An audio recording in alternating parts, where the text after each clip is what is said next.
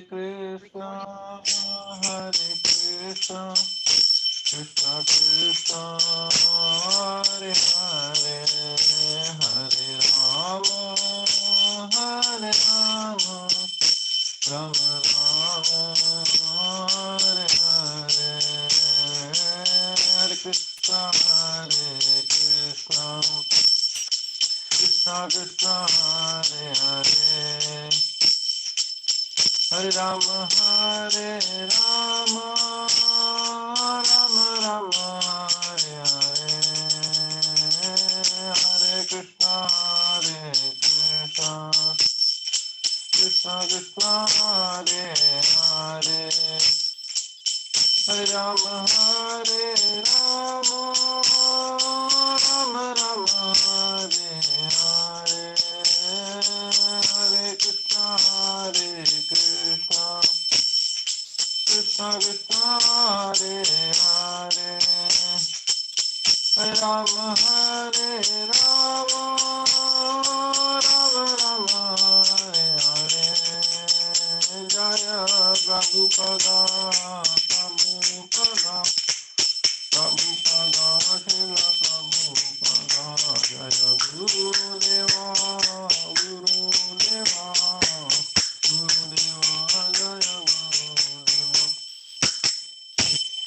तेलुगु पावन हरिनाम संकीर्तन की जय हरे कृष्ण महामंत्र की जय भगवद गीता चर्चा की जय ओम नमो भगवते वासुदेवाय ओम नमो भगवते वासुदेवाय ओम नमो भगवते वासुदेवाय ओम अज्ञानतिमिरन्धस्य ज्ञानाञ्जनशलाकया चक्षुरुन्मिलितं येन तस्मै श्रीगुरुवे नमः नमो विष्णुपादाय कृष्णप्रेष्ठाय भूतले श्रीमते भक्तिवेदांत स्वामिनिति नामिने नमस्ते सारस्वते देवे गौरवाणी प्रचारिणे निर्विशेष शून्यवादी पाश्चात्य देश तारिणी वंशाकल्पतरुभ्यश्च कृपा सिन्धुभ्य एव च पतितानां पावनेभ्यो वैष्णवेभ्यो नमो नमः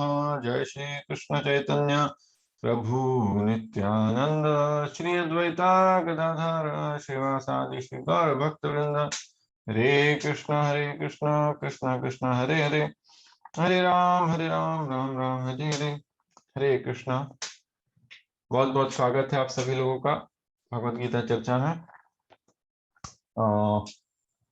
आज एक महत्वपूर्ण टॉपिक पर हम चर्चा करने वाले हैं और सच कोई श्लोक हम नहीं देखेंगे आज भगवद गीता में से, पर कुछ श्लोक जरूर देखेंगे अन्य शास्त्र में से। तो आपके पास अगर अनुकूल हो तो आप वीडियो ऑन कर सकते हैं और थोड़ा ध्यान पूर्वक सुन सकते हैं, तो इसमें संवाद भी हो सकता है हमारे बीच। अच्छा, तो आज का विषय जो हमारा है वो ये है कि भगवान कृष्ण तो स्वयं धरती पर मौजूद थे, कुरुक्षेत्र के युद्ध भूमि में मौजूद थे। उनके रहते कैसे ये युद्ध हो गया, ये युद्ध क्यों उन्होंने रोका नहीं? वे रोक सकते थे अगर चाहते तो भगवान है, कुछ भी कर सकते हैं, युद्ध क्यों नहीं रोका उन्होंने? क्या भगवान की कुछ इसमें मजबूरी थी, इस वजह से वो युद्ध नहीं रोक पाए? तो जैसे कि जब पांडव लोग युद्ध क्रीड़ा में हार जाते हैं तो उनको 12 वर्ष का वनवास और 1 वर्ष का अज्ञातवास वास मिलता है। जब वो ये पूर्ण करके जब आते हैं, हस्तिनापुर पहुंचते हैं, तो देखते हैं कि सभी जगह लोग बहुत खुश हैं। हस्तिनापुर के लोग काफी खुश हैं और ये सब देखकर वो कृष्ण को बोलते हैं कि कृष्ण, यह तो लगता है बहुत अच्छा माहौल बना रखा है दुर्योधन ने और बहुत अच्छे से प्रजा की रक्षा कर रहे हैं। हमको अब राज्य करने की क्या जरूरत है? जब राजा अच्छे से अपनी प्रजा की देखभाल कर रहा है तो हमको क्या जरूरत है? तो कृष्ण बताते हैं कि अरे ये इनकी खुशी देखकर तुम विचलित ना हो जाओ। ये दो कारण से खुश हैं। एक तो तुम लोगों का अज्ञातवास खत्म हो गया है, तुम लोग पूर्ण रूप से वनवास खत्म हो गया है और वापस आ रहे हो, ये उसकी एक खुशी है। दूसरा, दुर्योधन ने तुम्हारे आने के पहले प्रचुर मात्रा में यहाँ पर धन का वितरण किया है, लोगों को बहुत सारा पैसा दिया है ताकि वो खुश होके कुछ आवाज ना उठाए, कुछ बोले नहीं उनके आपके दुर्योधन के खिलाफ।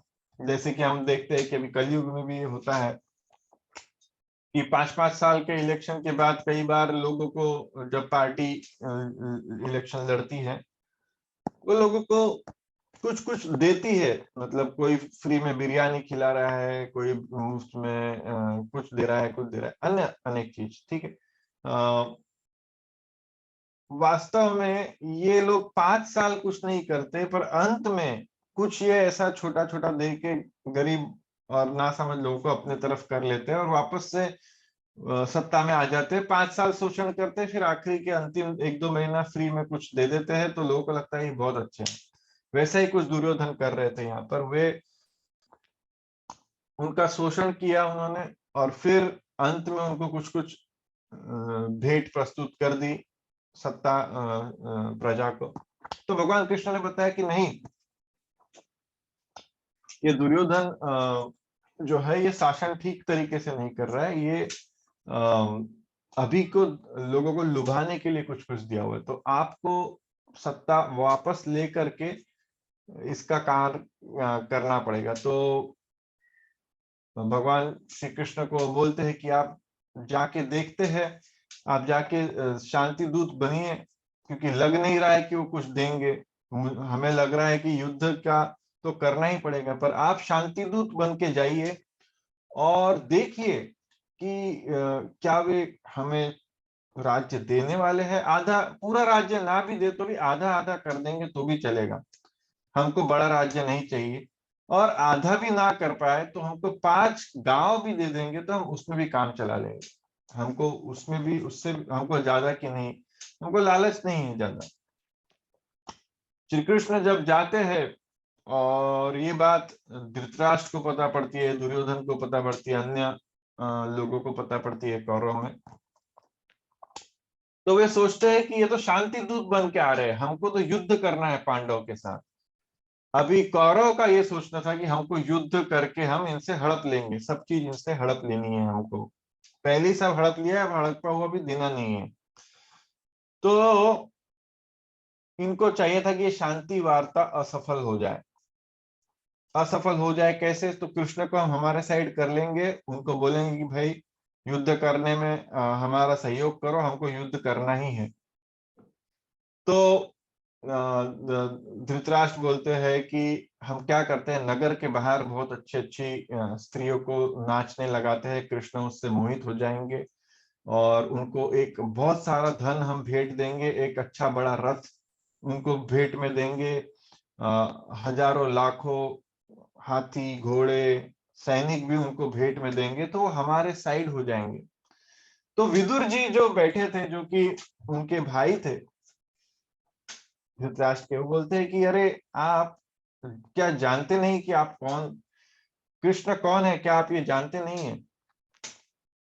कृष्ण ये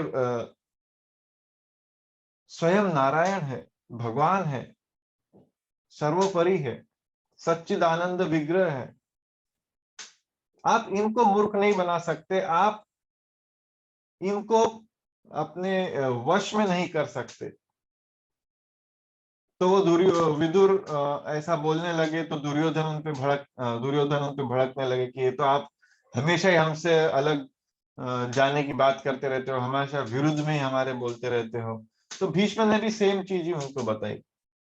फिर दुर्योधन ने बोला कि ठीक है, वो आएंगे तो हम उनको दुशासन का बहुत बड़ा महल है, वो महल में रहने देंगे, 56 भोग बना के खिलाएंगे और ये सब करेंगे, पर उनको हम पकड़ लेंगे। ये शांति वार्ता करने आए हैं, हम उनको अपने वश में उनको कैदी बना लेंगे। ऐसा दुर्योधन का प्लान था। धृतराष्ट्र का प्लान था कि कुछ अच्छा अच्छा करके अपने साइड कर लेंगे। दुर्योधन का प्लान था कि उनको हम लोग कैद कर लेंगे। तो कृष्ण के साथ आ रहे थे वहां से सत्याकी और कृतवर्मा दोनों आ रहे थे।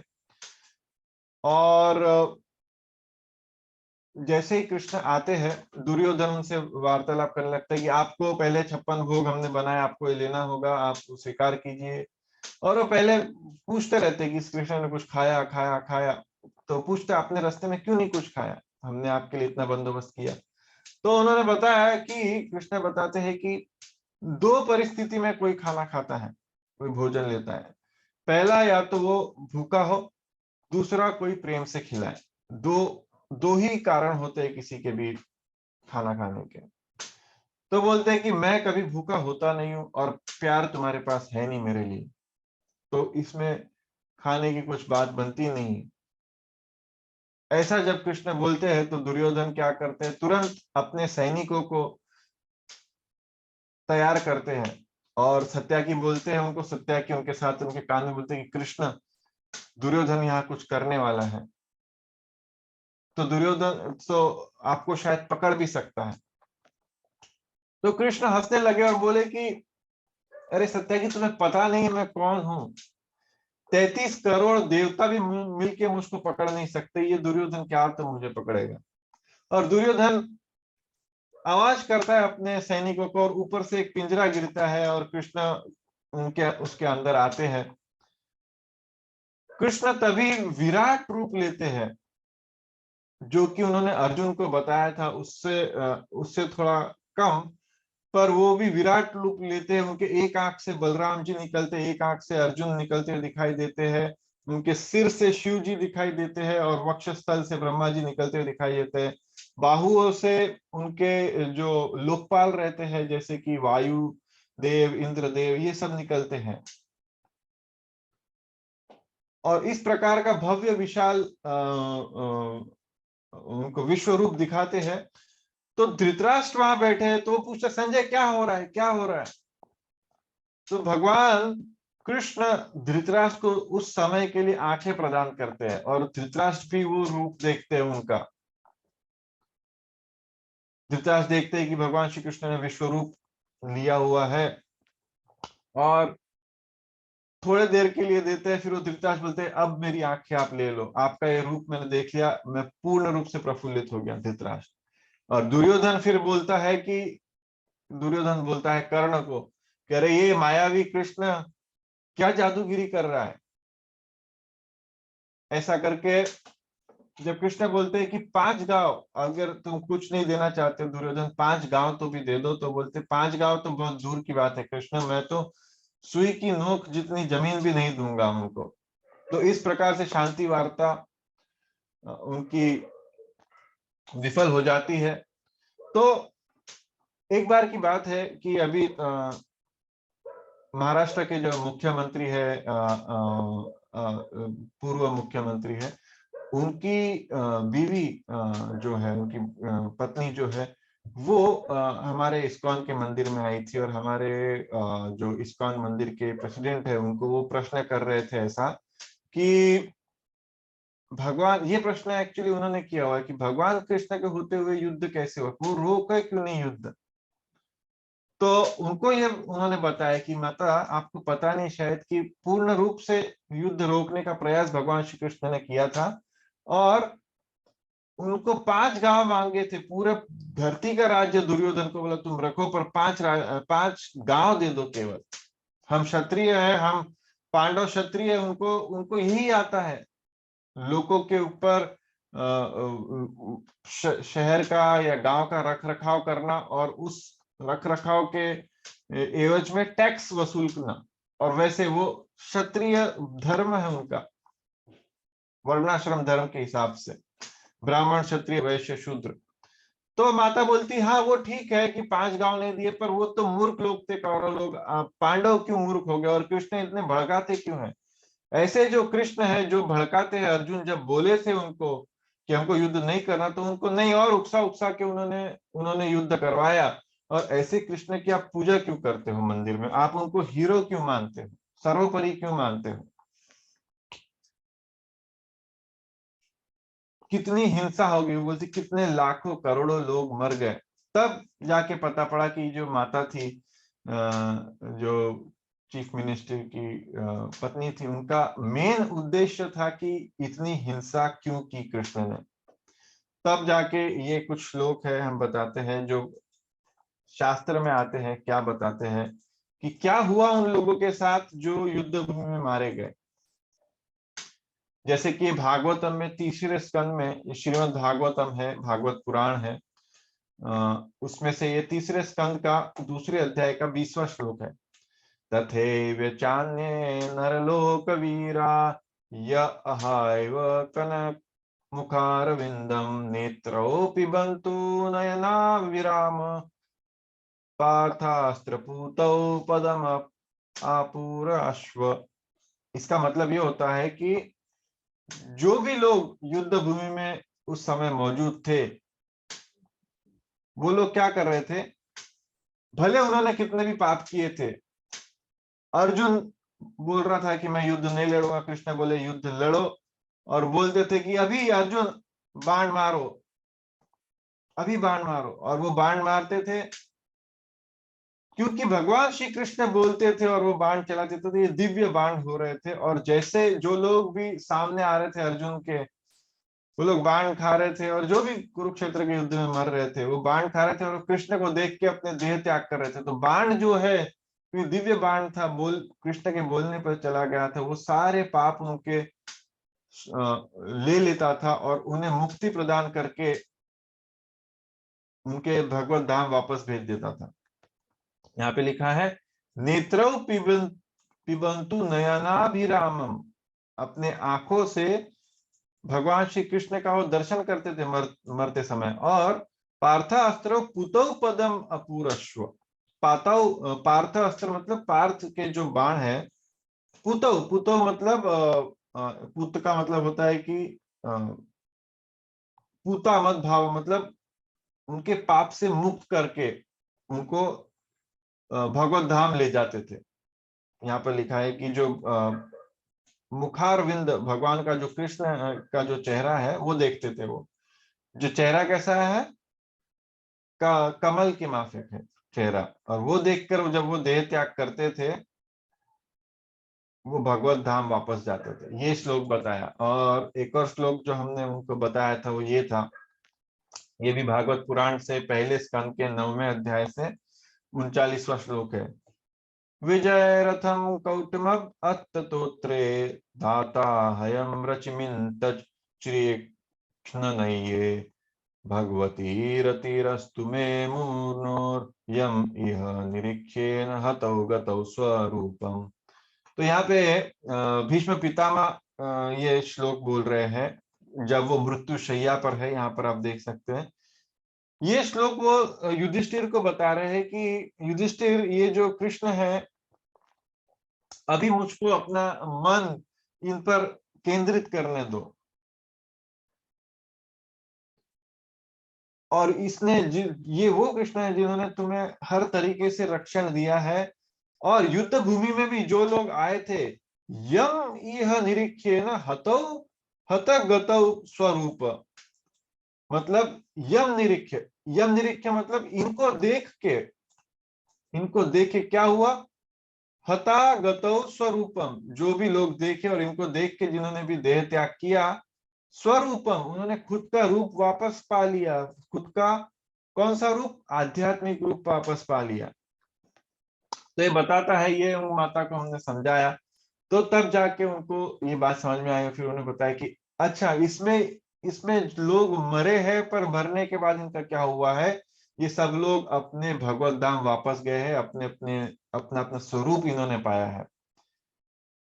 तो भगवान जब बोलते हैं कि ये चीज करनी है, तो उसमें वो धर्म है, धर्मम तो साक्षात भगवत प्रणीतम। जैसे कि जो कि दुर्योधन है, वो अधर्मी है, वो भगवान जो बोलते हैं उसके विरुद्ध करता है। कि भगवान बोलते हैं कि नहीं, अर्जुन पांडव को राज्य दे दो, दुर्योधन बोलता मैं तो एक सुई जितनी भी जगह नहीं दूंगा। धर्म वो है कि जो सामान्य कार्य रोज, मतलब धर्म का अलग अलग अर्थ हम लोग इन 3 शब्दों पे चर्चा करेंगे। धर्म अब आगे का जो 10 मिनट है ये 3 शब्दों को बराबर समझने में लगाएंगे, ताकि ये शब्द 3 समझ गए आपको तो बहुत सारा आपका अंडरस्टैंडिंग भगवत गीता का समझ जाएगा। अधर्म मतलब भगवान ने जो बोला है उसके विरुद्ध काम करना, मतलब अधर्म। धर्म मतलब जो हमारा नैतिक धर्म होता है। अलग अलग धर्म होते हैं, जैसे सेना पर जो तैनात जवान है उसका धर्म है देश का रक्षा करना। घर में हम अगर पति है तो हमारा घर चलाने का एक धर्म होता है। हमारा पत्नी के प्रति धर्म होता है, बच्चों के प्रति धर्म होता है, माँ बाप के प्रति धर्म होता है। ये जो सामान्य रूप से समाज के प्रति हमारे कुछ धर्म होते हैं, सरकार के प्रति धर्म होते हैं, ये सब जो सामान्य कार्य हम करते हैं। और परोधर्म मतलब इन सभी से ऊपर भगवान जो बोलते हैं वो करते हैं, वो परोधर्म है। जैसे कि ये वाले उदाहरण पे हमने चर्चा किया था पहले भी, आज भी थोड़ा चर्चा करेंगे। अधर्म मतलब क्या? रावण बोलता है मैं माता सीता को का हरण करके खुद के लिए ले जाऊंगा, खुद के भोग के लिए ले जाऊंगा, मुझे धर्म की परवाह नहीं, मुझे सीता, भगवान क्या बोलते, भगवान नहीं चाहिए, मुझको माता सीता चाहिए, मैं सीता का अपहरण करूंगा। अभी ये बीच में है, ये अधर्म हो गया। बीच में है ये कुंभकर्ण। कुंभकर्ण रावण को समझाता है, रावण तुम बहुत बड़ी गलती कर रहे हो, ये साक्षात लक्ष्मी है, इनको छोड़ दो। ये भगवान का विस्तार है, बोलता छोड़ दो इनको, इनको वापस कर दो, तुम्हारा सर्वनाश होगा रावण। तो बोलता नहीं, तुम मेरी मदद करो, तुम बकवास की बात मुझको लेक्चर मत दिया करो। तो कुंभकर्ण, क्योंकि उसको लगता है कि भाई, बड़े भाई ने मुझको बोला है कुछ, वो धर्म का मैं पालन करूंगा, तो वो बोलता है ठीक है, मैं तुम्हारी तरफ से लड़ूंगा, मेरी जान भी दूंगा, पर ये मान लो कि तुम्हारी हार निश्चित है। परोधर्म मतलब दूसरा, ये उनका जो भाई रहता है, तीसरा भाई, उनका नाम रहता है, नाम भूल गया मैं। तो इनका तीसरा भाई जो विभीषण, विभीषण बोलते हैं कि आ, मुझे पता है सबसे बड़ा धर्म मेरे लिए क्या है, परोधर्म क्या है, भगवान राम के पास जाना और उनकी सेवा करना, उनकी इच्छा अनुसार वर्तन करना।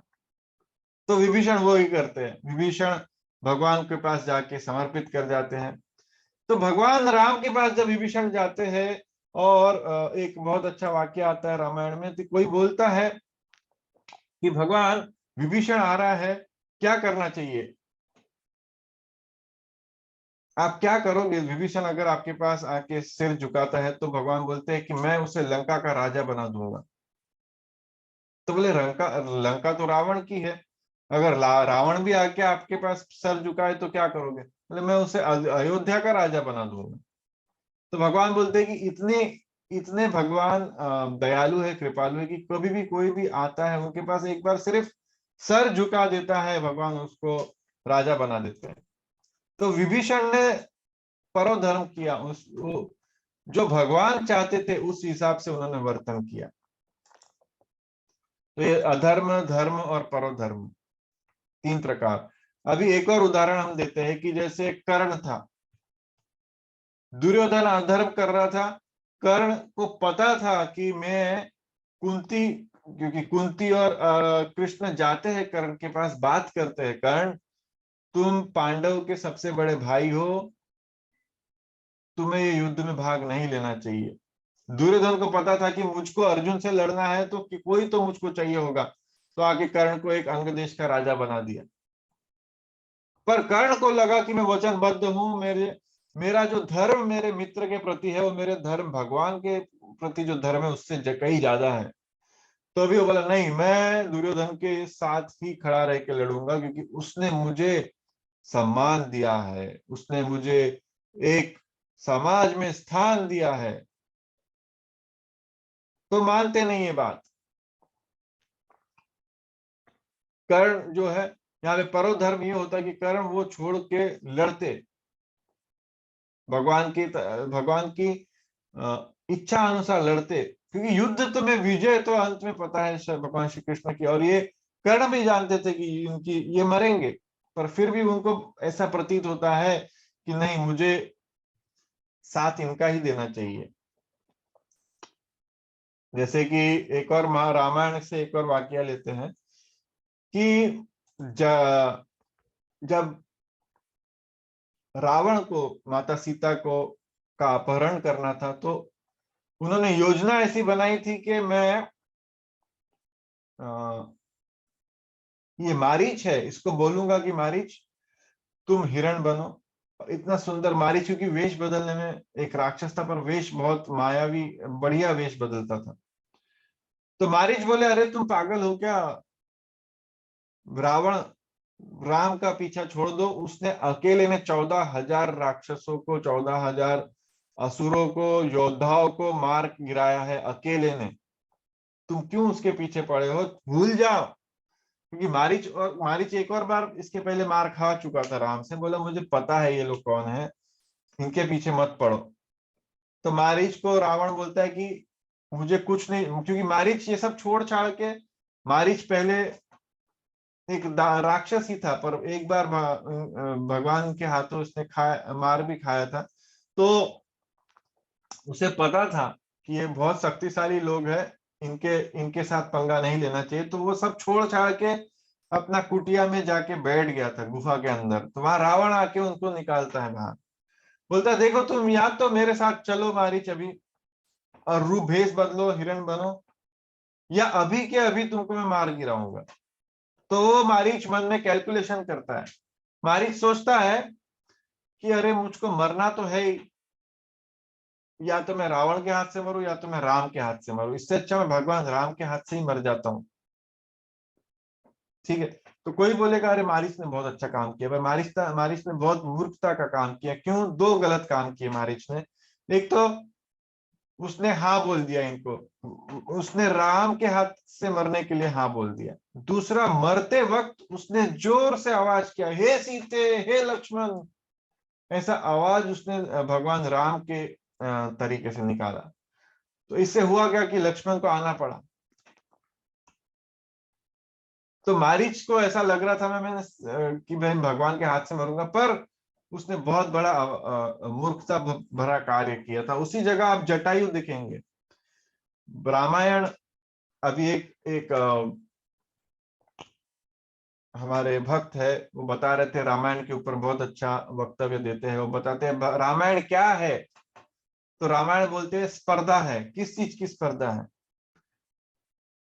रामायण स्पर्धा है कि कौन कैसा, किससे ज्यादा क्या त्याग करता है। एक से एक लोग है जिसने त्याग किया है। जैसे यहाँ पे जटायु है, जटायु ने देखा कि रावण ले जा रहा है उठा के माता सीता को, और रामायण में वर्णन है कि जैसे ही जटायु आता है और युद्ध शुरू करता है रावण को, रावण बोलता है अरे बूढ़े हट बीच में से, मर जाएगा। जटायु की आयु थी 60,000 वर्ष उस वक्त जब वो युद्ध कर रहे थे, बहुत बूढ़े हो गए थे, जीर्ण थे, पर फिर भी वो बोलते नहीं, मैं तुम्हें माता सीता को मेरे जीवित तो नहीं ले जाने दूंगा। तो बोलता ठीक है युद्ध कर।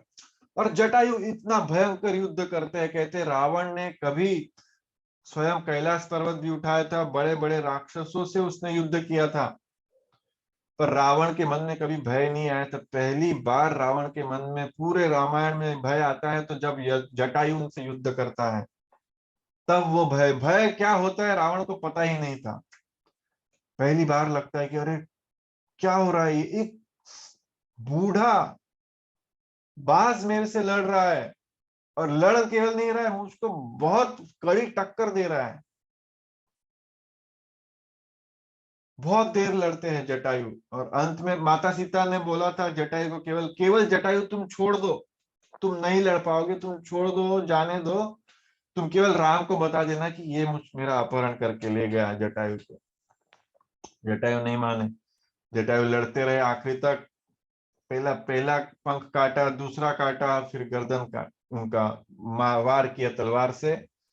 और जटायु ने जब देह त्याग कर रहे थे तो स्वयं भगवान राम आते हैं उनके पास और जटायु को बोलते हैं, जटायु तुमने मेरे लिए अपना देह त्याग किया है, मैं तुम्हें अपने भगवत धाम वापस भेज। तुरंत भगवान ने जटायु को भगवत धाम भेज दिया, अपने धाम भेज दिया। तो जटायु यहाँ मरा रावण के हाथों, पर भगवत धाम गया। मारीच मरा भगवान के हाथों, पर पहुंच गया मूर्खतापूर्ण काम करने। तो कहने का मतलब यह है कि परोधर्म जो है, जो भगवान बोलते हैं, वही सबसे ऊंचा धर्म है। और भगवान ने बोला कि मैं ये युद्ध चाहता हूं, ये युद्ध होना चाहिए, इसलिए वो युद्ध हुआ। युद्ध में जो भी लोग, भगवान ने पूरा प्रयास किया था कि युद्ध ना हो, पर युद्ध हुआ। युद्ध के कारण ये भगवत गीता बोली गई, जो कि पूर्ण मानव समाज को अभी भी पथ प्रदर्शक गुरु के समान काम करती है, गुरु के समान काम करती है। पर वो समझने के लिए भी एक गुरु चाहिए। तो आप कल के अध्याय में, कल के सेशन में हम अंतिम जो 3 श्लोक है भगवत गीता के पहले अध्याय के, वो करेंगे। उसमें स्त्रियों के बारे में, स्त्रियों का सम्मान के बारे में थोड़ा चर्चा करेंगे। तो आप लोग सब कल जुड़िएगा फिर से रात को कल नहीं, बुधवार को 8:30 बजे। बहुत बहुत धन्यवाद आप सभी का जुड़ने के लिए। कुछ प्रश्न है तो आप व्हाट्सएप पे, चैट पे मुझको पूछ सकते हैं, हम लोग प्रश्न उत्तर करेंगे। या यहाँ पर भी आप लिख के कुछ दे सकते हैं, आपको कोई प्रश्न है तो। ठीक है, बहुत बहुत धन्यवाद आप सभी लोगों का। बुधवार संध्या काल 8:30 बजे चर्चा होगी। और भी आपके कोई मित्र और संबंधी हो जिनको आप ला सकते हैं तो बहुत अच्छी बात है। हरे कृष्णा।